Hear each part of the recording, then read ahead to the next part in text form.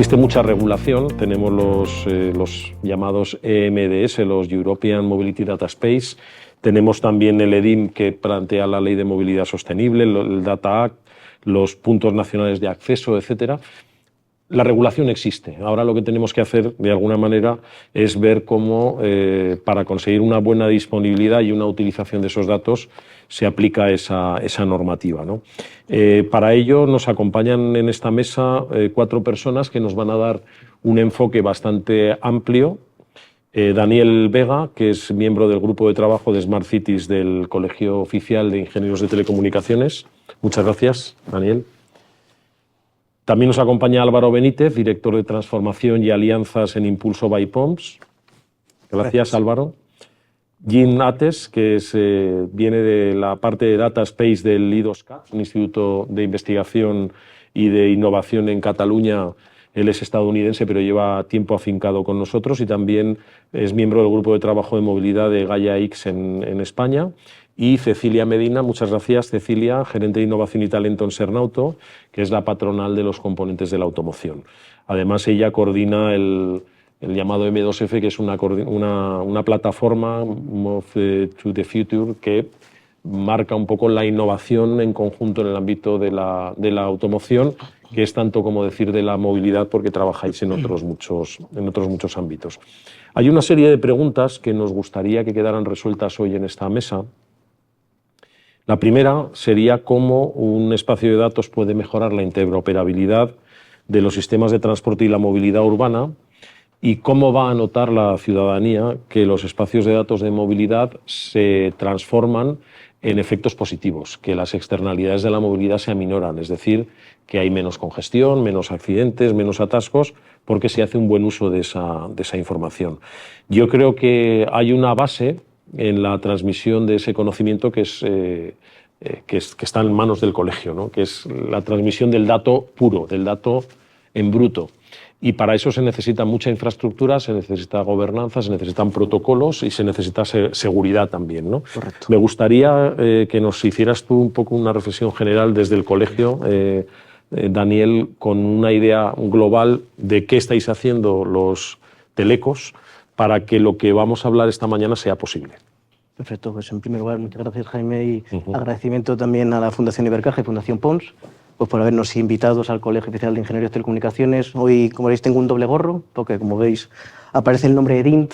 EDINT también es una iniciativa que lideramos desde la Federación Española de Municipios y Provincias, que es donde yo presto servicio, y estamos muy ligados también con el colegio, porque bueno, hay muchas cosas, como veréis durante este debate, pues que es necesario abordar desde un punto no más técnico. Pero sí que me gusta, cuando participo en estas iniciativas, ¿no? Pues también es hacer un poco de sondeo, ¿no? Porque no es que esta mañana os animara a poner en primera fila, ¿no? Yo os diría varias preguntas, ¿no? Parece que esto del espacio de datos es algo novedoso, ¿no? O sea, a mí me gustaría hacer una pregunta a mano alzada de aquellos que creen que el espacio de datos lleva tratándose menos de 5 años. No sé si ustedes pueden levantar las manos. Aquellos que creen que llevan tratándose menos de 5 años, ¿vale? Un par. Entre 5 y 10 años, ¿vale? Veo que, bueno, casi la gran mayoría. ¿Más de 10 años? ¿Algún osado? ¿Más de 10 años? ¿Ninguno? Más de 10 años. Llevamos hablando de espacio de datos más de 10 años. Parece que esto es algo novedoso, pero es algo que ha llegado ahora aquí en España. ¿Y qué hay detrás de los espacios de datos? Que no se han mencionado. La economía del dato. Se ha hablado de los casos de uso, que luego hablaremos, pero al final la iniciativa, el germen, es promover todo lo que es la famosa economía del dato, porque también nos preguntaríamos muchas veces tenemos muchos datos, ¿y qué es un espacio de datos? Para aquellos que no estén metidos en la materia y coger la literalidad de espacio de datos, yo me he sorprendido de muchas iniciativas que se están financiando que un espacio de datos lo asemejan a un data lake. Pero eso no es un espacio de datos canónico, porque no tenemos lo que luego veremos durante la conversación, seguramente, esa confianza, esos smart contracts, donde un usuario va a permitir ver un catálogo de datos. Ojo, el dato soberano, el dato nunca sale de cada organización para llegar a esa famosa economía del dato. Cogiendo tu guante de la interoperabilidad, ya sabéis que también desde hace muchos años en España tenemos el Esquema Nacional de Interoperabilidad, que aún no hemos sido capaces de ejecutar al 100%. Pues eso es uno de los principales también riesgos que vemos ante este tipo de iniciativas, que son muy novedosas, son necesarias, pero también os diré que como tecnólogo, no que me tire una piedra sobre mi tejado, pero la tecnología no es el fin, es un medio. Es el principal medio que tenemos actualmente para solventar los principales problemas que hay encima de la mesa. De cara a la interoperabilidad, desde el Colegio de Telecomunicaciones, lo mismo que hicimos al inicio, lo ha dicho también el anterior ponente, desde AMETIC, el ámbito de las Smart Cities, que es donde proviene toda esta alegoría, ¿no?, de la hora de los espacios de datos, pues fuimos pioneros en España porque empezamos con la estandarización, con la interoperabilidad, con el Comité de UNE de Ciudades Inteligentes, donde, ¿qué vimos? Lo mismo que las organizaciones, las entidades locales. A día de hoy nos ha vencido todo, trabajábamos en silos y era necesaria una visión transversal con esta famosa interoperabilidad. ¿Lo hemos logrado 100%? Aún no, Jaime, aún no. ¿Estamos cerca? Sí, ya hay tecnología. Ahora lo que yo digo, ahora no es un problema de tecnología, el problema somos las personas, el cambio de conciencia, el cambio cultural. Eso es muy importante, porque cuando quieres dar un salto diferencial, tienes que cambiar la cultura de la empresa. Estamos venciendo las reticencias del dato soberano, vamos a compartir, a un espacio de datos te va a dar una seguridad, unas normativas, una estandarización necesaria para que tu dato nunca va a sufrir una brecha de seguridad. Pero no hay que tener miedo a hacer esa compartición de ese catálogo del dato, porque gracias a esa compartición, entidades públicas y privadas seremos capaces de generar modelos de negocio. Porque se ha hablado de los casos de uso, pero yo siempre digo lo mismo. El caso de uso es muy importante, claro, ahí se va a monetarizar. Pero ¿qué es más importante? ¿Cuál es el problema público que pretendemos solventar? Una vez que nos enfrentamos al problema público, entonces sí vamos bien encaminados. Si simplemente hacemos casos de usos por hacer casos de uso, tendremos un problema porque ni conseguiremos el objetivo, ni mucho menos la interoperabilidad. Claro. Es que esas barreras, ¿no?, técnicas que parece que ya están bastante superadas, porque como tú decías, la tecnología es un medio habilitante para que eso pueda ocurrir, ¿no? Pero hay otras, ¿no?, legales, culturales, confianza, ese cambio de chip, por así decir. Hay una parte muy importante que es la garantía sobre seguridad, privacidad y todo lo que tiene que ver con el control de ese dato soberano. Desde Impulso estáis analizando esas barreras. ¿Qué nos puedes decir al respecto? Pues sobre todo, yo creo que una que estabais comentando, que es la cultural, ¿no? Cuando llegas a una empresa, ahora por ejemplo que estamos trabajando en diferentes convocatorias, bueno, en primer lugar gracias a la Fundación Ibercaja y Fundación Pons y gracias a todos los asistentes por venir a este encuentro. Y bueno, como comentaba, ¿no?, te reúnes con las empresas, que además no hay que olvidar, la mayoría del tejido productivo en España son pymes. A lo mejor las grandes empresas pues tienen expertos de todo tipo, técnicos, legales, etcétera. Pero claro, al final en España, que la mayoría de empresas son pymes, cuando les vas a hablar de los espacios de datos, lo primero es ¿y qué van a hacer con mis datos? ¿Y cómo? ¿Y qué barreras hay? ¿Y la competencia va a poder acceder? Yo creo que son las primeras preguntas que nos enfrentamos en cada reunión. Unido también a lo que comentabas, dices, llevamos 10 años hablando de espacios de datos, pero la gente todavía, las empresas no tienen claro qué son los espacios de datos. Con lo cual creemos que hace falta todavía una parte de difusión y de poder concienciar y explicar bien en qué consisten estos espacios de datos y, como comentaba Daniel, toda esa parte de seguridad, esa parte de trazabilidad, esa parte de confiabilidad, ahí es donde nosotros estamos viendo que hay un mayor reto. Luego, por supuesto, nosotros desde Impulso, con la parte jurídica y regulatoria, pues sí que acompañamos a las empresas y bueno, creemos que se han ido haciendo durante los últimos años muchos esfuerzos con todo también el tema de GDPR, etcétera, pues las empresas han ido concienciando, pero luego también hay otros marcos normativos, el Data y otros que han ido entrando, que también pues a las empresas les está costando un poco coger el ritmo. Es cierto que ya bueno, pues se está yendo a unos estándares, a que hay unos contratos o unos protocolos también bastante estandarizados para ayudar a las pymes a poder entrar en todo esto, pero todavía vemos que hay esos dos cortes, ¿no? Como decías, yo creo que el técnico pues más o menos está bastante solventado, pero el cultural y esa parte de análisis de regulación y jurídico es donde estamos ahora mismo nosotros trabajando y acompañando a las empresas, porque es un camino que hay que recorrer, ¿no? Y decían, el dato es el nuevo petróleo, ¿no? Claro, las empresas dicen, oye, muy bien, el nuevo petróleo, pero ¿cómo realmente puedo rentabilizar esto? Me estás diciendo que ponga mis datos en un espacio de datos y no sé cómo voy a monetizar esto, ¿no? Es un caso de uso para mí fantástico, pero si no hay un modelo de negocio detrás de ese caso de uso, las empresas no van a estar dispuestas a compartir, ¿no? Entonces, bueno, estamos yo creo ahora mismo un poco en toda esta batalla. Y Jim, de casos de uso, probablemente es el que más sabes aquí, porque has puesto en marcha desde la plataforma I2CAT, habéis puesto en marcha muchos casos de uso y algunos que han venido de la mano de normativas que obligaban, por ejemplo, las zonas de bajas emisiones en el ámbito de acción de vuestro instituto en Barcelona y todo lo que es el área metropolitana. ¿Nos puedes contar, una vez puesto en marcha algún caso, si estas barreras se han ido resolviendo, cuáles han sido las principales resistencias y cuál es la visión que tenéis de nuevos casos y a futuro? Perfecto. Y bueno, antes de nada, muchas gracias por toda la organización y por invitarme por aquí y participar con este panel y vosotros también. Sí, desde la Fundación I2CAT llevamos el concepto de un centro administrador, es realmente como una incubadora para crear casos de uso de espacio de datos tanto con el sector público y como sector privado.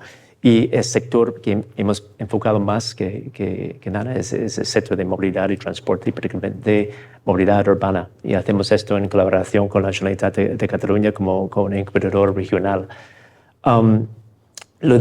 Destaco esto porque claro, no creamos casos de uso nosotros mismos, efectivamente somos más la parte más técnica para llevar a correlaar esos casos de uso, la creación con los participantes en sí mismos, tanto los proveedores y consumidores de datos. Un par de ejemplos. Como mencionaste, la gestión de zonas bajas emisiones, que efectivamente es un reto de movilidad urbana de Barcelona, como muchas ciudades europeas. Entonces se ha creado un ecosistema de gobernanza impulsado por AMB Información a nivel metropolitano, también con todas las administraciones públicas involucradas, tanto TMB como operador de transporte público, ATM como autoridad de transporte público, etc. Y la idea es llevar a cabo demostraciones de casos de uso como gestión de zonas bajas emisiones, también optimizaciones de rutas de transporte público, para llevarlos a la fase de demostración y luego ya escalar en involucrar el sector privado también, que creo que es un parte absolutamente imprescindible de un ecosistema con éxito, porque realmente la innovación viene de ellos. Entonces, una cosa es proporcionar y compartir esos datos hacia afuera, pero efectivamente necesitáis consumidores para consumir esos datos, impulsar la innovación y devolver una propuesta de valor, como analíticas predictivas, simulaciones predictivas de tráfico, de movilidad urbana, o mejor gestión del procedimiento de imágenes de matrículas para las zonas de bajas emisiones, etc. Entonces, con esta combinación vemos una fórmula para superar estas barreras, tanto a nivel técnico, la parte más de integridad entre sistemas, como la parte más semántica. Como realmente esos estándares de espacio de datos, ahora nos encontramos en 2026, que realmente es una convergencia técnica. Todavía están aterrizando estos estándares. Entonces, tener algún tipo de concepto de centro administrador donde se puede jugar con esos estándares y luego realmente acelerar la parte de crear valor con esos datos lo antes posible, lo vemos importante. Ok, gracias. Y Cecilia, para acabar esta primera ronda, tú representas una organización que tiene empresas de diversos tamaños, algunas son pymes, otras son empresas medianas, alguna grande también, importante para el sector industrial español en su conjunto, empresas que están muy acostumbradas a competir, pero también a cooperar, porque al final en un vehículo entran muchísimos materiales, muchísimas piezas, muchísimo trabajo de diferentes sectores, tecnologías integradas justo a tiempo, etcétera. Estáis muy acostumbrados a trabajar en equipo. Quizás un coche es un espacio de datos casi por naturaleza, ¿no? ¿Qué nos puedes decir que estáis haciendo desde el sector? Bueno, buenos días a todos y gracias por invitarme a ser la nota discordante en esta conversación, porque es verdad que se lleva mucho el espacio de datos a temas de movilidad En nuestro caso, el contexto de automoción es distinto. O sea, puede ser que sea el sector que más ha desarrollado ese concepto de espacio de datos desde, yo creo que desde 2021, con BMW por detrás, Mercedes, Bosch, etcétera, que han estado trabajando en ese gran ecosistema internacional que es Catena X, que al final es el espacio de datos que tenemos en automoción. Pero más que gestionar movilidad, lo que gestionamos es cadena de valor. O sea, hablamos de fabricación, cadena de valor, con toda la intención desde fabricante de vehículo, proveedores, recicladores, llegar hasta el final de la cadena para ser más eficientes, tanto en tiempo como económicamente. O sea, la intención siempre es ser más competitivos, ¿no? El objetivo de competitividad de la industria, y el intentar también, que es una de las razones principales, yo creo que te está empujando también a la industria, es las regulaciones, o sea, cumplir también con normativa. Pero eso nos sitúa en una situación un poco diferente a lo que esto llegue a que los casos de uso nuestros, que muchos van relacionados pues, con huella de carbono, el tema de demanda, ¿no? El control de la demanda, llegue a movilidad, pues con la madurez de poco a poco de esos casos de uso, por supuesto tiene que llegar a converger, que es lo que decíamos, es que sea interoperable, que al final haya sinergias entre lo que es el propio vehículo, la infraestructura, los servicios que puedan ir detrás, y la ciudadanía vea recompensado en algo, ¿no?, más visible que lo que ahora mismo sería eficiencia de la propia cadena de valor. Pero de lo que estabais hablando, pues, ¿cuáles son las barreras, ¿no? La barrera que se encuentra la gente a la hora de compartir mi dato, no tengo confianza. Si no hay confianza, si no hay soberanía en el dato, no hay confianza, y si no hay confianza, no hay dato. Eso va así, y se ha demostrado en mi propio sector. O sea, Catena X lleva desde 2021, pero lo vamos a hacer realmente efectivo, va a empezar a ser efectivo ahora. De hecho, mañana tenemos un webinar desde el hub que hemos creado aquí en España y demás como Catena X, para que la gente sepa que tiene que hacerlo, porque va a ser obligatorio. Entonces, ¿cuál es la barrera que nos encontramos en el sector? Al final es cultural, de la propia cultura del sector, de esa vertical, que es encontrar el win-win. La solución de Catena X sobre el papel es la mejor. No encuentro ninguna otra que sea mejor, porque al final es pues lo que decíamos, enseño el dato que yo quiero, lo controlo, hablo en un espacio de datos con todos los que quieren, no tengo que ir haciendo contratos bilaterales con cada uno. Pero la realidad es que a día de hoy es una obligación pura y dura para poder seguir dando licitaciones o haciendo licitaciones a mis propios clientes. No encuentro qué es lo que gano en todo esto, sino más de una inversión que supone al final el entrar en este espacio de datos. Y aunque creamos que es como un diccionario, ahora mismo todo el mundo lo está leyendo a su forma y con su cultura. Cada fabricante está entendiendo Catena X de su forma, con sus casos de uso a su forma, y necesitamos llegar a ese empujón más allá de esta primera tanda reactiva que vamos a tener que hacer, ¿no? De me obligan porque es la forma de proceder y así mi cliente me lo pide, a que todo el mundo veamos ese beneficio que puede servir en un espacio de datos como de la entidad de Catena. Uh-huh. Es evidente que cuando se trasciende a lo real, al mundo real, pues la teoría del espacio de datos es compleja. Y si en vuestro ámbito es compleja, que está encapsulada en un producto con múltiples variantes, pero al final en un producto, pues en un ámbito urbano, vosotros supongo que os estáis encontrando que hay problemas de gobernanza muy serios que quizás desde el colegio podíais orientar o ayudar al menos a resolver, ¿no? Correcto, y tomando también un poco, ¿no?, los comentarios de los compañeros, que decíamos que el dato es el oro del siglo XXI, pero no nos engañemos, ¿el dato en crudo de qué sirve? ¿De qué sirve? De nada. Entonces hay muchos datos, muchísimos. Vivimos en la era de la sobreinformación, todos lo sabemos, que es uno de los principales riesgos también que vemos en nuestros adolescentes, que hay demasiada información. Pues con esto puede ocurrir lo mismo. ¿Qué ocurre con tanta información? Al final se ha puesto encima ya de manifiesto la gobernanza, pero ahora la pregunta es, ¿el dato nos gobierna o nosotros gobernamos al dato? Hasta ahora el dato está ingobernado. Y ahora es cuando tenemos la opción de poder gobernar a ese dato. Gracias también a estas tecnologías de soberanía, venceremos esa barrera. Y haciendo alusión también a lo que decía la compañera en gobernanza, que no ha salido encima de la mesa, que no sabía si iban a salir, muy importante también, Jaime, con la parte de gobernanza, es hablar el mismo idioma. ¿Qué nos da hablar el mismo idioma? La ontología. Nosotros estamos preocupados porque todos hablemos el mismo idioma. En la parte de movilidad, ahora nosotros, dentro también de la federación, con EDINT, tenemos un caso de uso de movilidad que luego contaré un poquito más en detalle. El principal problema que hemos visto, que tanto los agentes públicos como privados pues tenían recogido su información, pero categorizado de una forma diferente. Entonces, de cara a hacer un linaje de esa información, de aportar valor a la sociedad, ¿qué es lo primero que hemos tenido que realizar? Sacar una oficina de ontología para que una cosa tan sencilla como que en Madrid, cuando pasa un peatón por un paso de cebra, uno le llaman paso, en Barcelona le llaman cruce, en la Diputación de Badajoz lo llama intersección, pues definimos una misma palabra para todos ellos, porque si no, los espacios de datos no van a servir para nada, lo decía la compañera.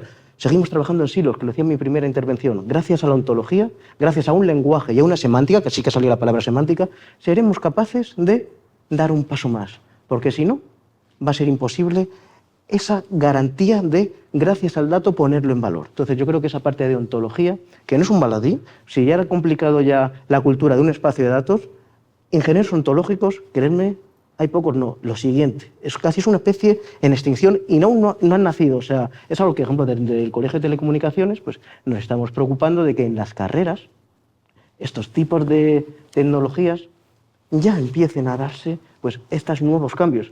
Como ya sabes, la carrera de Ingeniería de Telecomunicación, según conocíamos, ya no es esa misma.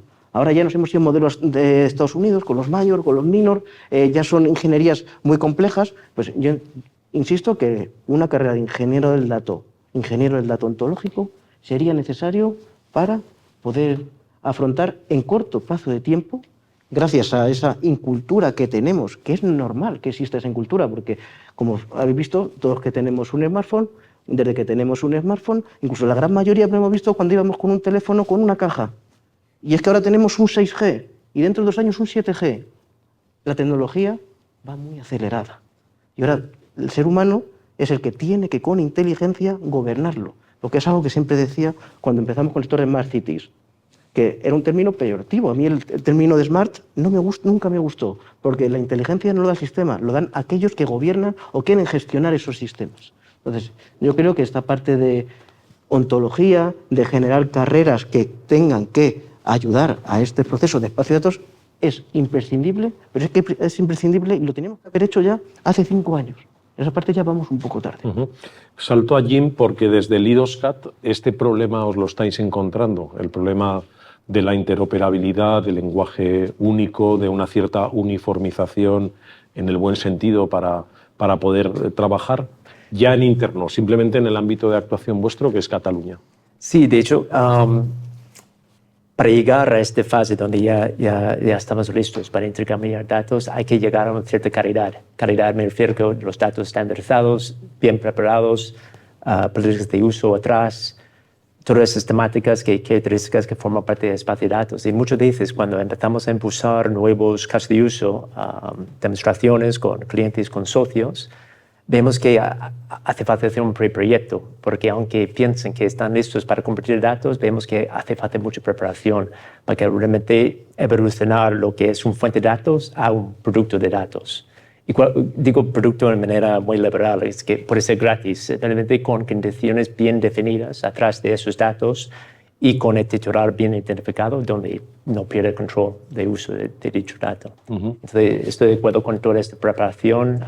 Realmente hay que llegar a esta madurez de datos para que este ecosistema realmente impulse la competición, porque realmente es como un marketplace a nivel de previsión y demanda en este sentido. Entonces, la demanda es al lado de cómo consumir esos datos de calidad para crear innovación, para mejorar servicios de movilidad. Pero si lo que estamos proporcionando a nivel de datos no llega a esta madurez, puede ser casi justo falla. Entonces, claro, y luego hay más barreras, porque se ha comentado, lo ha dicho Baldomero en la intervención inicial, hay zonas que son como limbos, donde no actúa una administración, actúa otra.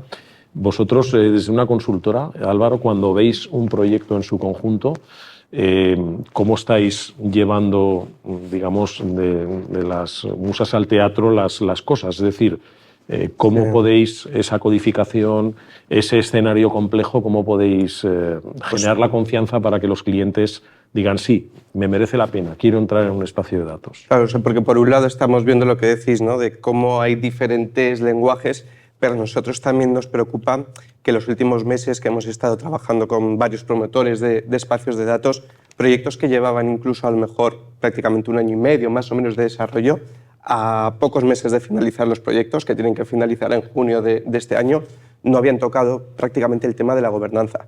Claro, nos hacíamos muchas preguntas, ¿no? ¿Cómo puede ser que después de 15, 18 meses de proyectos no tengáis contemplado esto, aunque cuando debería de haber sido la gobernanza desde el inicio, desde el diseño? Porque una vez ya tienes muchos desarrollos tecnológicos, ya has hablado con interlocutores para poder poner todo esto en marcha, te das cuenta que tienes que dar un paso hacia atrás para volver a ir hacia adelante, ¿no?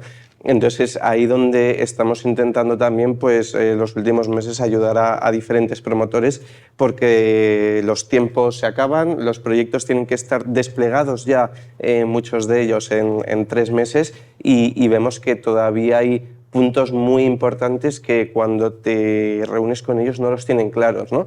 Y vemos, bueno, pues que nos preocupa un poco, ¿no? El cómo se han ido poniendo en marcha unas ayudas de decenas o casi de cientos de millones para estos temas y no se han tenido en cuenta a lo mejor pues unos deberes previos que había que hacer desde el inicio para que realmente esas inversiones de gasto público sean realmente bien invertido, ¿no? cada euro, ¿no? Entonces, bueno, estamos ahí intentando ayudar a diferentes promotores, hablando con diferentes también organismos, administraciones públicas, para intentar sobre todo el tener ese estándar, ¿no? que como comentabas al inicio. Ontología, gobernanza, volvemos con Cecilia. Hay personas en tu organización que consideran que el coche hay que analizarlo ya como software, ¿no? La idea de un iPhone con ruedas, un salto como el que vimos con los teléfonos inteligentes, que hace que el coche que sale hoy de la fábrica probablemente no es el mejor coche que acabes teniendo, porque lo vas a poder ir actualizando, te va a poder ir aportando. Pero para eso se necesita lo que también comentábamos, ¿no? Que el vehículo sea un espacio en el fondo de datos, lo que pasa que encapsulado y con unas ruedas, ¿no? Has hablado de Catena X y de lo que puede suponer y de lo que está empezando ya a suponer para tu sector. ¿Nos puedes hablar de esta visión del coche como software, de todo esto que tiene que ver con el coche como gran centro de datos, también con los problemas de gobernanza, que seguro que los hay, de quién es el dato, el fabricante, del usuario, de los seguros, etcétera? Porque ahí hay mucha tela que cortar.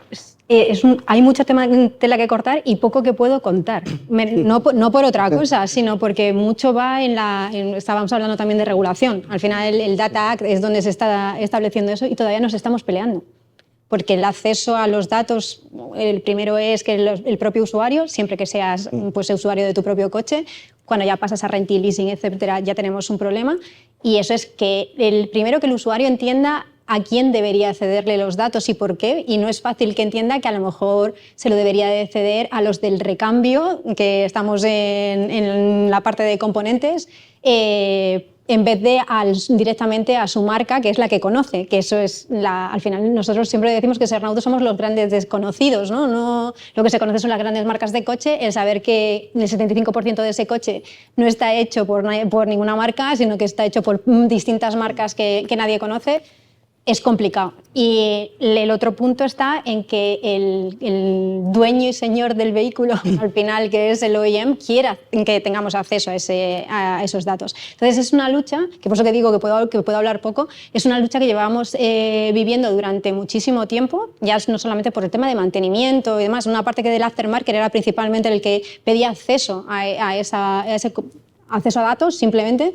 Y como decimos en los espacios de datos, un dato concreto para un caso concreto que nos ayude para una mejora concreta. O sea, no estamos diciendo en general en todos los datos, pero aún así es un tema que no está resuelto y es una lucha entre las dos asociaciones a nivel europeo. O sea, ni siquiera estamos metidos a nivel de países miembros, vamos, es a nivel europeo intentando llegar a un acuerdo para que esa Data Act realmente llegue a ser tan transparente en ese acceso de datos para poder conseguir los beneficios que se supone que va a tener el dato. Claro, pero ahí al final estás tocando temas que no solo tienen que ver con la gobernanza, porque si el Data Act de un vehículo puede mejorar el mantenimiento predictivo del mismo, exacto, puede prevenir un accidente, puede hablarnos de verdad de qué coches están contaminando, no porque lo ponga una etiqueta, sino por lo que realmente contamina el vehículo. exacto, Estás hablando de otros temas, ¿no? Entonces parece obligado que exista un acuerdo. No sé quién tiene que ponerle el cascabel al gato, pero parece obligado, ¿no? Estoy deseando, porque cada vez que dicen, no, cada vez ya está cerrado el Data Act, yo sigo sin verlo, o sea, sigo sin ver realmente... Claro, sí es difícil en un vehículo y en una cadena de valor industrial. Si vas al ámbito de ciudad, has comentado que estabais en la FEM. Eso es. Me imagino que igual que hay 130 ciudades obligadas a las zonas de bajas emisiones y cada una ha interpretado la norma a su manera, con más intensidad, con menos intensidad, con más diligencia, con menos diligencia, si abrimos el melón de los datos ya puede ser tremendo, ¿no? Pero os cuento, pero como están viendo, es diferente el espacio de datos industrial que el espacio de datos público, urbano. Aquí en España se están levantando 5 grandes espacios de datos, entre ellos EDIN. Hemos sido declarados operador neutro del dato local. En España, como saben, hay cerca de 8.322 entidades locales. Pero claro, 7.000 y pico no llegan a 500 habitantes. Por eso el concepto de la Diputación es muy importante. Por eso es diferente también un espacio de datos y los intereses comerciales que puede haber en Catena X que los que puede haber, en este caso, en EDIN, donde queremos poner siempre al ciudadano en el centro de la decisión. Porque es importante, lo decían los compañeros, el espacio de datos es importante, pero es muy importante la estrategia previa. Por ejemplo, nosotros en EDIN, ¿qué hemos hecho? Hemos hecho una estrategia de la Oficina del Gobierno del Dato. Hemos implementado una Oficina del Gobierno del Dato. Hemos impulsado a las 12 primeras entidades locales que hemos seleccionado a generar centros de excelencia de oficina del dato, porque desde FEM seremos capaces de dar una gobernanza nacional, unas pautas nacionales, pero eso hay que aterrizarlo a través de esos centros de excelencia y oficina del dato que nos van a ayudar a capilarizar y a entender al tejido empresarial pues, la importancia de las barreras que hemos visto, la estandarización que ya se está realizando en España, y hay comités específicos, lo mismo que Ciudades Inteligentes, de espacio de datos. Entonces, yo creo que es importante ¿no? ese salto cultural, que como veis siempre incidimos ¿no? los 4 panelistas en la importancia de ese cambio ¿no? de chip que tenemos que abordar, pero también es verdad que sin una estrategia clara, por ejemplo, nosotros lo vimos, ya que fuimos declarados operador del dato neutro, de que sin una estrategia, sin una oficina de gobierno del dato, sin ayudar a las entidades locales a cerrar el círculo virtuoso del dato. Como todos ustedes saben, en las grandes licitaciones, el dato hasta hace pocos años se quedaba en manos del operador. El espacio de datos no ha venido a vencer esa barrera. Ya los compañeros ya están diciendo que el dato tiene que quedarse en la entidad local. ¿Por qué? Porque lo que queremos con ese dato es ponerlo en esa información pública para que otros compañeros u otras entidades privadas generen nuevos modelos de negocio y mejoren los servicios públicos digitales. Son estrategias diferentes. Por eso vemos que la parte industrial es compleja, ya no solo la parte legislativa, sino los intereses. En la parte nuestra, lógicamente, sí que nos regula todas las leyes, los estándares, pero el propósito es diferente. Porque lo que tenemos que poner foco es el ciudadano, es el primero, y el que tiene que ver el beneficio final, porque todos nosotros ya no hablamos de Internet. Internet es una entelequia. Ahora hablamos de espacio de datos. ¿Cuál será el éxito? Que dentro de 10 años sea transparente para todos nosotros. Veamos que vamos a una parada de autobús y el servicio es más eficiente, el conductor tenga mejores medios, haya menos congestión. Entonces, el espacio de datos habrá sido útil, porque muchos actores habrán hecho capaces de ese éxito. Lógicamente, al principio tenemos que hablar de esto y darle producto marketingiano, que las empresas lo conozcan, pero el éxito será que en pocos años sea transparente, lo mismo que Internet. Okay. Y se ha mencionado ya... Sí, Cecilia. Simplemente porque para que se vea también luego dónde linka. Para mí, donde linka la parte más de industria, tecnología y demás con esa parte de espacio de datos de movilidad, es en el coche conectado y autónomo. Para desarrollar el coche conectado y autónomo, correcto, precisamente para que hagamos realmente un despliegue que sea seguro, necesitamos precisamente contar con esos espacios de datos de movilidad. Y ahí es donde veo que ya no es una cuestión industrial o no industrial, es cuestión de seguridad vial, es cuestión de mejorar en nuestra movilidad, y es donde convergen un poco los objetivos. La diferencia es lo que decías tú, al final en mi caso, en el caso de movilidad, los datos la mayoría son anonimizados, no estás dando un dato concreto. En el caso de nuestro, es que dejas que tu cliente entre hasta el último punto de tu empresa. Hasta cuándo y hasta dónde ese es un espacio de datos con esa visión del win-win. Esa es la diferencia, que en Catena X lo que se espera sobre el papel es no llegar a eso. O sea, lo que se espera es, en el fin ese que todos nos veamos beneficiados, que tengamos que empezar primero porque tú me controles el stock o la demanda, a lo mejor no es por donde tenemos que empezar. Tenemos que empezar por bien el Battery Passport. Todo el mundo tenemos que cumplir normativa. Pues vamos a ver cómo es la mejor forma de hacerlo. Ese es lo que ahora mismo nos está primando, porque vamos como un pasito más adelantados que el resto. ¿Querías comentar, Álvaro? Sí, yo creo que un punto muy positivo de Catena X es de cómo ha conseguido aglutinar a todo el sector, a toda la cadena de valor, que están todos bajo un mismo espacio, que para compartir datos es lo ideal. Que hemos visto, por ejemplo, en espacios de datos de movilidad, pues creo que hay entre 15 y 20 de los que han salido de la última convocatoria de espacio de datos.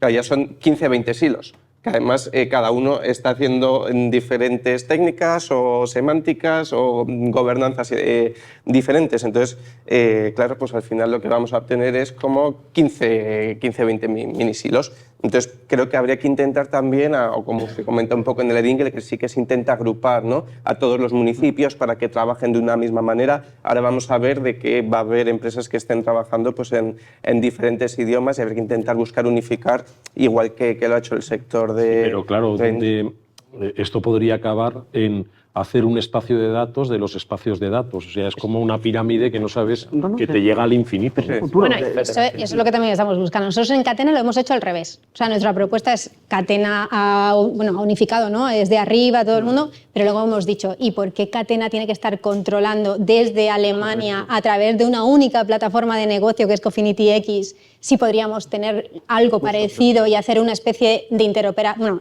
una interoperabilidad clara y hacer una especie de red de redes. Porque al fin, Catena X, la forma en la que está haciendo el despliegue, empezó en Alemania con mucha financiación por parte del gobierno alemán y las empresas alemanas. Eso, claro, se quedaba un poquito vacío si se quedaba solamente en Alemania. Han ido ampliando, se ha ido a Europa y luego han ido saltando a hubs nacionales. Por eso se ha elegido también España, pues por el peso que tiene en automoción, pero está en Estados Unidos, está en China, está en India ahora, y la intención es ¿por qué tienen que controlarme todo desde Alemania con las reglas de esa startup que lo ha puesto, esa plataforma en concreto, con ese modelo de negocio concreto, que todo el mundo podemos respetar? Pues la gobernanza, las políticas en cada uno de los casos de uso. O sea, los estándares están muy claros. Pero luego, a la hora de poner esa entrada, nosotros lo que propusimos a nivel de España en esos proyectos es, vamos a crear el Cofinity Ñ. No se llama así, se llama AutoX. Pero... Cecilia, Catena X va a aplicar también a un coche hecho en China, a un coche hecho... Sí, claro, exactamente igual. Efectivamente. O sea, por eso es lo bueno, que nosotros estamos bien organizados, pero hemos decidido abrirlo para que las reglas del juego son las mismas. Las mismas, exactamente las mismas. Ese control es teórico, porque luego sabemos que no todos los países aplican la reglamentación de la misma manera, ¿no? Pero una tecla muy importante que nos ha puesto de manifiesto, y voy a ceder la palabra a Jim, porque dentro de GaiaX también lo trabajamos mucho, que es el futuro, es la federación de espacio de datos. Claro, los espacios. O sea, el éxito, por ejemplo, en un país como España no es que haya 15 espacios de datos, es que haya uno o dos principales y que, de hecho, yo estoy reuniéndome con la gran mayoría de espacios de datos. De hecho, muchos, como decía al principio, no son espacios de datos, son data lakes, no tienen modelo de sostenibilidad. Nosotros nos preocupamos por el modelo de sostenibilidad, que eso también es un problema, porque también se ha dicho que muchas veces invertimos mucho dinero público, pero no medimos el retorno. Si no nos preocupamos en estos proyectos tecnológicos, en un modelo de sostenibilidad, nosotros estamos sacando un modelo de viabilidad de aquí a 2030. Por la ley de subvenciones, mínimo 2 años tenemos que mantenerlo. Y ya desde el minuto 0 somos capaces de mantenerlo. Pero hemos ido un paso más allá y ya hemos echado la mirada al 2030. Y con eso estamos viendo la integración con otros espacios de datos para conseguir la federación, que entre nosotros, si la interoperabilidad es necesaria, la federación yo diría que a día de hoy, Jim, es una utopía. Claro, porque Jim, vosotros además trabajáis en un tema muy importante, no sé si quieres comentar algo de lo que se estaba diciendo, pero me gustaría que nos explicaras lo que estáis haciendo en la aceleración. Todo lo que es la parte de startups, la parte de innovación, porque muchas veces la solución a estos problemas se puede dar por arriba, desde una federación hacia abajo, pero también se puede dar desde abajo a través de innovación pura y dura, a través de startups, ¿no? Sí, si me permites, sinceramente, un comentario sobre la conversación previa. Yo creo que depende mucho en el eje de movilidad. La aproximación top-down y la aproximación bottom-up depende mucho, ¿no? Entonces, en el sector automotriz, donde tenéis una cadena de suministro súper estructurada y un impulsor por parte de los OEMs con toda su cadena de como Tier 1, Tier 2, Tier 3, para crear esta visión top-down, yo creo que tiene mucho sentido, pero hay muchos ejes de movilidad, por ejemplo, donde la administración pública está súper involucrada y que viene realmente de un reto local replicable, es decir, los retos de movilidad urbana tienen mucho en común, tanto dentro de España como otros países europeos, pero necesita este bottom-up, esta aproximación. El riesgo es, como dices tú, que en lugar de muchos silos, ahora tienes 15 silos o varios ecosistemas. Allí hay una parte de cada uno de esos proyectos que tiene que enfocarse en la interoperabilidad técnica. Efectivamente, la interoperabilidad gobernanza también, pero la idea es que si esos ecosistemas están creciendo, pero si siempre está sincronizado con los estándares europeos que están en desarrollo, pues el momento de fusión o hacer una federación de federación, como dices, el coste de tiempo de integración baja bastante, ¿no? Y este realmente es importante. Ahora, perdón, sí, respecto de las startups y de todo lo que es el movimiento de innovación desde la base. Sí, te encuentro con dos perspectivas, de IROSCAT como Centro de Innovación y también de GAIX España, una asociación donde participamos, donde hay muchos startups en el IRO también. Creemos que es importantísimo de habilitar los titulares y los proveedores de datos en esos ecosistemas, pero también los consumidores de datos que impulsan la innovación. Por ejemplo, un ejemplo que hicimos en Terrassa, una ciudad cerca de Barcelona, donde interconectamos la red sensórica del ayuntamiento de Terrassa con un ecosistema de proveedores de startups con simulaciones de tráfico predictiva. Entonces, es 2 por 1. Estás ayudando al ayuntamiento para realmente tener control del uso, no solo acceso, sino el uso de sus datos de cadena de valor, pero también ayudando a impulsar la innovación por parte de los startups, de bajar mucho el coste de arrancar realmente sus algoritmos, porque realmente los estándares y protocolos están en común y además tienen acceso a una calidad de datos mucho mayor que lo típico, que permite realmente que va en proporción de la propuesta de valor que pueden proporcionar. Entonces, es una forma de habilitar ecosistemas, pero también asegurar que haya un impulso de innovación allí, no por los centros, sino del mercado, de los startups. Correcto. Vamos a ir ya finalizando, pero sí me gustaría plantearos una pregunta específica a cada uno. Has hablado de que hay 8.300 entidades locales en España. ¿Hay alguien en esas entidades locales que sepa de datos para entender lo que aquí se está hablando y poder trabajar en la línea que comentabas de crear espacios de datos a partir de lo local? Es decir, ¿qué capacitación, qué necesidades estáis detectando en el ámbito de convivencia, que al final es la ciudad o el pueblo, para poder desarrollar todo esto? Aquí, antes de responder a esta pregunta, que está muy bien traída a la mesa, tendré el siguiente concepto, que es el concepto de local, ¿no? Como estos proyectos tan grandes, tan a nivel internacional, globales, afectan a lo local. Por eso el término de local, ¿no? Y cómo lo local, que es como decía Jim, una cosa el top-down, otra cosa el bottom-up, como también cómo de lo local podemos hacer que esto suba hacia arriba. Es muy importante también esos retos que nos ponen encima de la mesa los compañeros. Es verdad que en España tenemos la suerte que gracias a esa estructura de supramunicipalidad, las diputaciones dan servicio a aquellas entidades locales de menor de 20.000 habitantes.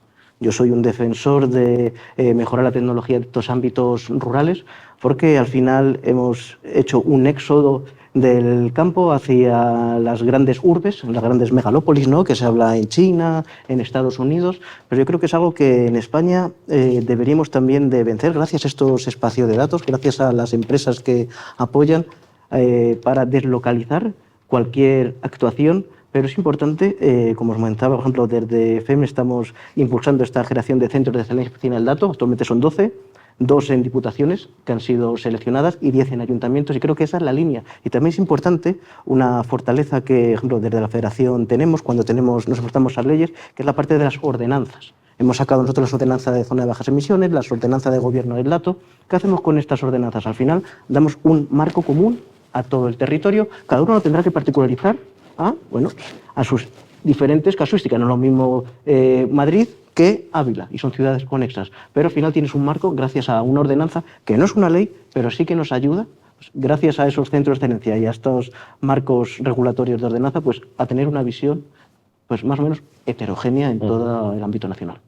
Y vosotros, Álvaro, desde la consultora, con todo lo que hemos hablado, el Data Act, todo el marco nuevo, y sobre todo, quizás hemos mencionado poco la Ley de Movilidad Sostenible y los EDIM, ¿en qué línea crees que hay que trabajar para que esto sea posible y de manera rápida y coordinada?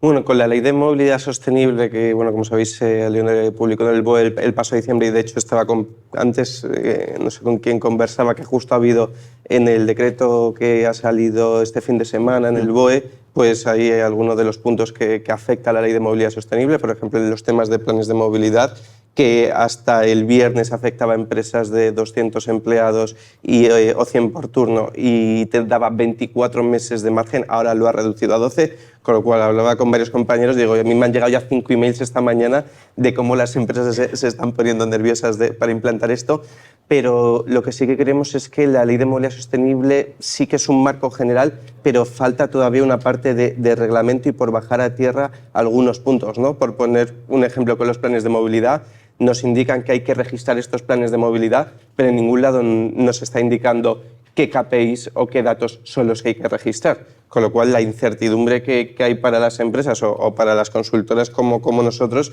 pues es muy grande, ¿no? Entonces, bueno, creemos que hay que dar trabajo por hacer alrededor de la Ley de Movilidad Sostenible para poder realmente bajar a tierra alguno de estos asuntos y sobre todo yo creo que lo que peor pueden llevar las empresas es la incertidumbre, ¿no? Entonces, que haya cambios de plazos y que además no sepas muy bien cómo tienes que hacerlo o que no haya unas guías claras de cuáles son los temas que debe recoger, por poner el ejemplo de los planes, pues bueno, es algo que a las empresas les puede llegar a trastocar un poco. Y luego, porque no sé si va a ser lo último, sabéis que salieron los kits de espacios de datos, que eran estas ayudas de Red.es, si no me equivoco eran alrededor de 60 millones, salieron, pues no sé si fue en septiembre, octubre más o menos del año pasado, se podían empezar a presentar proyectos. Esta mañana me he metido a curiosear porque las ayudas acaban el 31 de marzo, vamos, el martes, y digo, voy a ver cómo va.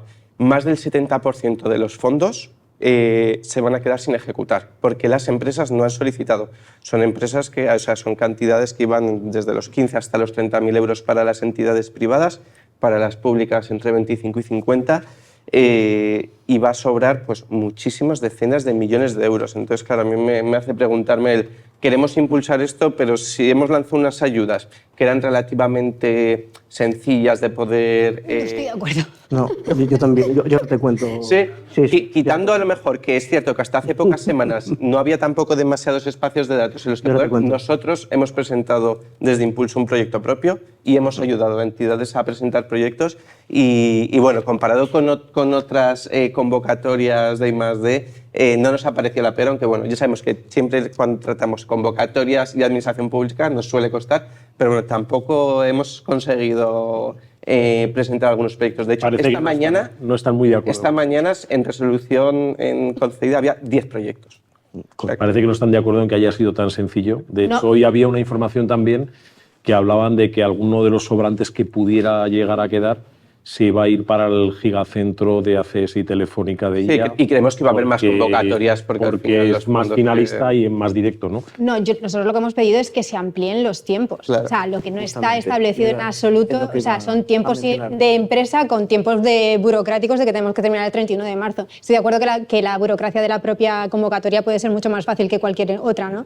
Pero no están, o sea, no se están siguiendo los pasos que se deberían seguir. Es tiempos y es un requisito muy claro, por lo menos en lo que afecta a nuestro sector, que es minimis.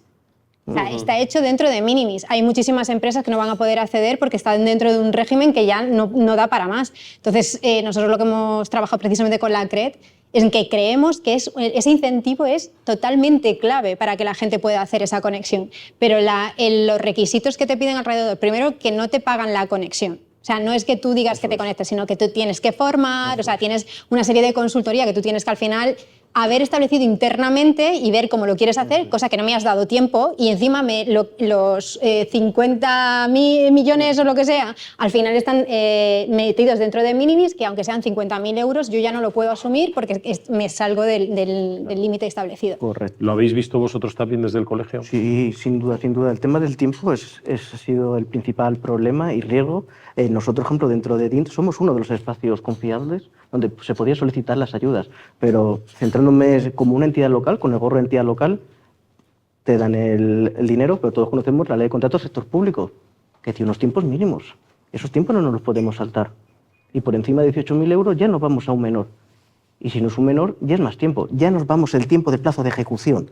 Entonces, esa planificación, esa estrategia, pues no se tuvo bien en cuenta desde la concepción. La administración pública lo dimos por perdido, por como estás comentando, por los plazos, porque era materialmente imposible. Eso es, entonces no podemos disponibilizar dinero para entidades públicas y privadas cuando ya estamos quitando de la ecuación, por ejemplo, al tejido local, cuando no tiene esa alternativa. Entonces, ¿Y qué tendría más sentido? ¿Ampliar plazos, como plantea Cecilia, o cambiar la convocatoria y volverla a dotar con el remanente sobrante? Ya no se puede, porque esto está dentro del componente 12. El componente 12 acaba el 31 de junio.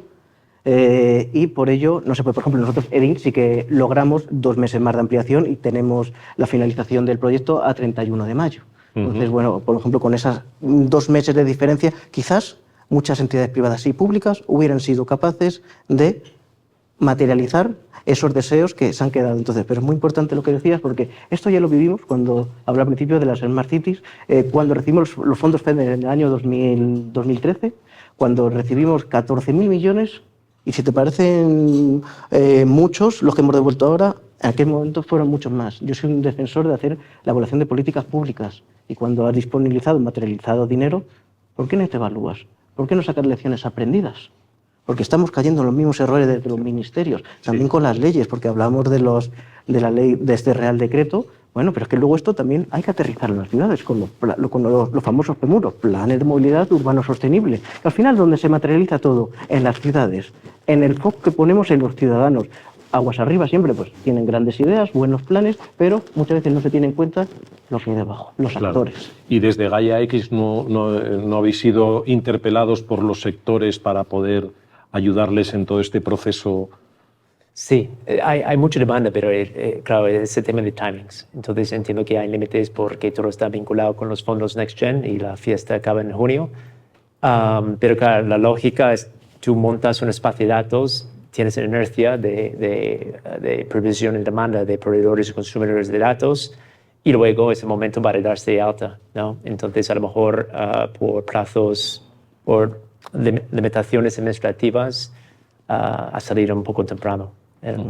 ¿Y qué solución ves para poder incrementar el ritmo desde una organización, como digo, que puede ser una buena herramienta para los diferentes sectores, etcétera? Sí, el sentido común, es decir, si tú estás creando un mercado de servicios o de datos y servicios y estás generando suficiente demanda, donde tienes un mercado de datos con varias condiciones, pero de muy buena calidad, donde se puede crear un modelo de negocio para que los consumidores de datos, que son proveedores de servicios, pueden consumir y luego crear su propio servicio. La idea es que efectivamente, eventualmente, tienes un modelo sostenible de supply and demand para iniciarlo. Pero entiendo que el espacio de datos era también un tipo de herramienta para tener un primer grupo de usuarios que pueden darse de alta de un espacio de datos. Entonces creo que lo que queda ahora es esta fase de demostración, que realmente hay una demanda atrás y que los casos de uso realmente son los que están impulsando el interés de darse de alta, consumir y datos y crear innovación encima de ello. Porque realmente el tema de espacio de datos, al final espero en 5 años ni estamos utilizando el término y que solamente es la capa administrativa e infraestructura abajo de la innovación de todos los servicios como gemelos digitales y simulaciones predictivas, comunicaciones V2X, etcétera, que luego la tercera capa es donde realmente hay los beneficios y propuesta de valor para el viajero. Pero la idea es habilitar esta interconexión entre infraestructuras para llegar a esta visión. Gracias, Jim. ¿Quieres comentar algo? Un importante lo que decía Jim, que nos ha puesto de manifiesto, que es la paradoja del mercado dentro de un espacio de datos. Si asemejamos un espacio de datos a un mercado, pues sabemos que cuando vamos a proyectar un mercado, ¿no? Pues es muy importante tener buenos puestos, ¿no? Buenas fruterías, buenas carnicerías, buenas pescaderías, pero también, o tanto y más importante, es tener muchos clientes. Por eso salió el kit de espacio de datos. Se invirtió primero en generar ecosistema y luego en generar esa demanda. Es verdad que no ha habido mucho tiempo, pero para un espacio de datos es tan importante generar esos buenos servicios como tener esa demanda detrás. Porque antes les preguntabas allí, ¿no? La parte de las startups, creo que eso es imprescindible. De hecho, dentro del catálogo de servicios de EDINT, uno de los servicios son los sandbox. Porque es necesario que esas startups, que esas micropymes, sean capaces de, con un coste razonable, sacar nuevos modelos de negocio. Lo decía también Álvaro al principio, ¿no? Lo mismo que asemejaba que había 7.000 ayuntamientos pequeños, ¿cuántas pymes hay en el territorio nacional? Pues es necesario también, de los grandes players, ¿no? Que estamos gestionando estos tipos de iniciativas, que no solo dejemos entrar pues la ferroviaria, la telefónica, que tienen que estar, lógicamente tienen que estar, pero también, o mucho más importante, es que aquellos operadores privados pequeños pues sean capaces de, pues, porque al final son los más creativos, no nos olvidemos, son los más creativos porque no tienen nada que perder. Correcto. Álvaro, Cecilia, ¿queréis añadir algo para finalizar? Poco más, simplemente que nuestro reto en la parte de automoción es que no nos quedemos fuera, porque ahora mismo, tal y como está establecido, o estás en cadena o no eres parte de la cadena de valor, y desde la asociación y dentro de esa coordinación que estamos haciendo con ANFAC del Hub de Catena X España, el que consigamos que encontremos ese valor, que también hagamos propuestas para que también las pequeñas que estábamos diciendo no sientan que tiene un beneficio formar parte de Catena más allá de ser parte de esa cadena de proveedores. Gracias, Álvaro. Pues nada más, yo creo que ha quedado algo claro y es que falta mucho por hacer, pero que ganas hay, que hay sectores implicados, que no se han aprovechado bien efectivamente algunos estímulos públicos, pero bueno, hay que seguir en la brecha.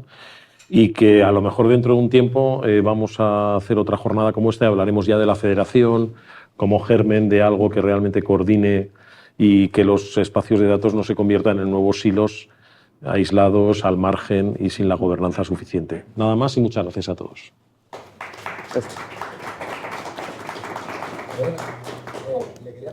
Sí, pues si hay preguntas, un segundito, porque si te damos un micro aparecerá, si no, no. Dos preguntas vamos a hacer, por el tiempo básicamente, sí. Ya sé que desde Feneval tenéis alguna cosa que contar y que preguntar. Dinos. Hola, buenos días. La pregunta a una persona. Sí, yo le quiero dirigir una pregunta a Daniel Vega referente a la confusión que tengo. ¿Qué es EDIM con M y qué es EDIM NT? ¿Qué diferencias hay? ¿Existe el EDIM? La ley de movilidad habla que los planes de movilidad se tienen que registrar en EDIM, acabado en M, y EDIM NT, estoy un poco perdido. Sí, ese es el acrónimo de Espacio de Datos de Infraestructuras Urbanas Inteligentes. Lo que tratamos de, con todos los datos que hay a nivel local, de las entidades locales, pues generar economía del dato a nivel local. Eso es un concepto, por eso somos operador neutro desde la FEM, y otra cosa es EDIM, ¿vale? Que es como un repositorio, ¿no? Que ponen los ministerios para poner esa información. Por eso es un concepto diferente. Esto es un servicio, un proyecto que es un servicio, y aquello es un aglutinador de información.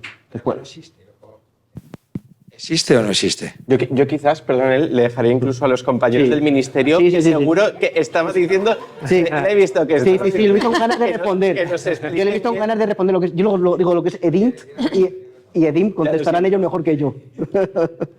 Hola, pues encantada. Soy la directora de la División de Estudios y Tecnología del Transporte en el Ministerio y el EDIM todavía no existe, pero estamos en ello. Llevamos ya un año trabajando en la estrategia. O sea, lo que estamos haciendo es de momento un documento estratégico para presentar a consulta pública y que sea participativo. Y el EDIM pretende ser un ecosistema de compartición no solo entre las administraciones, gestores de infraestructura, gestores de servicios de transporte, ministerios, administraciones públicas, DGT, el INE, el Ministerio de Transportes, comunidades autónomas, entes locales, sino también dar pie a las empresas Lo que pasa es que eso hay que desarrollarlo de modo reglamentario. Entonces, todo esto va a tener una estructura de gobernanza, con un comité directivo, con un foro territorial que participará. Bueno, no quiero hacer spoiler, pero en breve espero que publiquemos la estrategia y podáis participar y sigamos conversando del tema. Interesante. Pero como la ley dice... Perdón, es muy interesante, pero es que la ley de movilidad dice que los planes de movilidad se tienen que registrar en el EDIM. Y acabas de decir que estáis desarrollando normativamente cómo hacerlo. Acortamos el plazo a 12 meses. El viernes en el decreto. Y resulta que no existe el EDIM y lo acortamos a 12 meses. Yo te he escuchado lo que has dicho. El otro día estuve escuchando a una persona también de Red, que yo imagino que son los que están desarrollando junto con vosotros, Red España, el EDIM, y me dio la sensación de que el EDIM no es para después de Semana Santa. De este año, digo. No sabemos si era del año que viene. Entonces, mi pregunta es esa. Si no hay EDIM, ¿dónde se registran los planes de movilidad? ¿No se registran? ¿Es un cumplimiento? ¿Cuál es el plan? Bueno, yo creo que la compañera que tampoco la quería poner ahora en un ámbito y simplemente que nos especificara que era el EDIM, yo creo que eso también tendré que... Decía yo al principio que había 5 grandes espacios nacionales, pues el de movilidad, sanidad, turismo, el nuestro que es el dato local. Nosotros, de hecho, estamos también como federación, estamos en las conferencias sectoriales junto con el Ministerio y todas las comunidades para también buscar la estrategia entre EDIM, que es el espacio de datos de infraestructuras urbanas inteligentes, gracias a los proyectos que se vienen desarrollando en el ámbito de las Smart Cities en las últimas décadas. Es diferente el concepto, ¿vale? No, yo por contestarte, o sea, tienes toda la razón, y nosotros también estamos desgranando la ley con todas, porque al final con todas las enmiendas, aunque la ley partió del Ministerio y se elaboró desde nuestro Ministerio...